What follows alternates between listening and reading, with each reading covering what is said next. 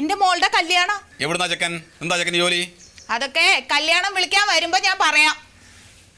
അപ്പോ കല്യാണം വിളിക്കാൻ വന്നതല്ലേ? അല്ല, പിന്നെ ഞാൻ പരാതി കൊടുക്കാൻ പോണൂന്ന് പറയാൻ വേണ്ടി വന്നതാ. അയ്യോ, അതെന്തു പറ്റി? ആ ചെറുക്കിന് വേറെ ഭാര്യയും മക്കളുണ്ടോ?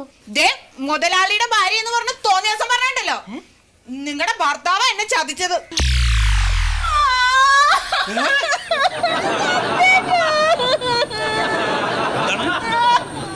എന്താണ് കാര്യം? എന്താന്ന് അറിഞ്ഞിട്ട് പോകടി. എന്താണ്? അതെ, ഞാൻ ക്ഷേമനിധി പോയിരുന്നു എന്റെ പൈസ ചോദിച്ചോണ്ട്. അവിടെ അവര് കമ്പ്യൂട്ടർ കുത്തിയിട്ട് പറയാ എന്റെ പൈസ ഒന്നും അവിടെ ഇല്ലെന്ന്. അതിന് കമ്പനി മുതലാളി എന്ത് വേണം? കമ്പനി മുതലാളി എന്ത് വേണം? മാസം മാസം ക്ഷേമനിധിയിൽ അടയ്ക്കാൻ ദേ ഈ മനുഷ്യന്റെ കയ്യിൽ ഞാൻ പൈസ കൊടുത്ത് വിട്ടതാ. അതൊക്കെ ഇയാൾ അങ്ങ് വിഴുങ്ങി.